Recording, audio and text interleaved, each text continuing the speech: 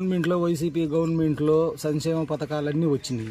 గతంలో మాకు టీడీపీ గవర్నమెంట్లో ఈ రోడ్డు ఏమన్నా వేయాల. ఈ రోడ్డు ఇంతలా గుంత రోడ్డు అయినా కానీ మాకు 21 ఫీటు 22 ఫీట్లు ఈ రోడ్డు మాకు ఈ బజార్న నీళ్లు లేకపోతే యాదవాల బజార్న 2 బోరింగ్లు మాకు ఎమ్మెల్యే గారు కానీ గవర్నమెంట్ కానీ మాకు బాగా సాయం చేశారు. సంక్షేమ పథకాలు అన్నీ అందుతున్నాయి.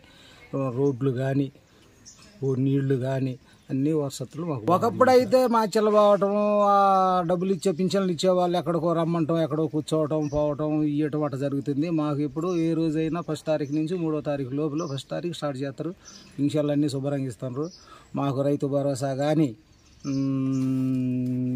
ముసలోళ్ళకి పింఛన్లు కానీ ఏని వికలాంగుల పింఛన్లు కానీ అన్నీ బాగానే వస్తున్నాయి. అన్నీ బాగానే ఇస్తున్నారు టయానికి వచ్చి. మాకు వచ్చి వైసీపీ గవర్నమెంట్లోనే మాకు బీసీలకి ఎక్కువగా మేలు జరిగింది. మాకు కావాల్సింది అది. ఎలాంటి మేలు చేశారంటారు? ఏ మేలైనా రావాల్సిన పథకాలన్నీ అందినాయి మాకు. ఈ సైడ్న చంద్రబాబు నాయుడు టైంలో ఒక్క బోరింగ్ లేవు, నీళ్లు లేకపోతే ఆ బజార్లకు పోతే బోరింగు వాళ్ళు వేసుకొని కూడా బిందె నీళ్లు పట్టుకోవడానికి మీరు పెట్టేది ఏందని ఆపేసింటారు మా యాదవులకి.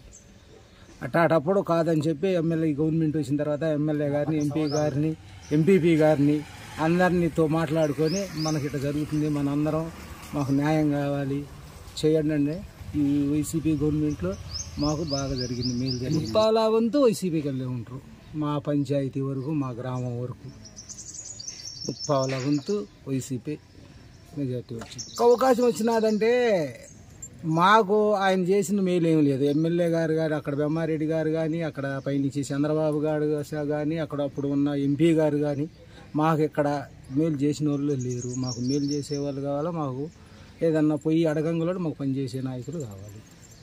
మాకు పిన్నెల్లి రామకృష్ణ గారి రెడ్డి నుంచి మాకు మంచి జరుగుతుంది. మేము ఆయనకు అండగా ఉండం, ఆయన మాకు అండగా ఉంటాం. పిన్నెల్లి రామకృష్ణారెడ్డిని గెలిపిద్దాం, మాచర్ల అభివృద్ధిని కొనసాగిద్దాం.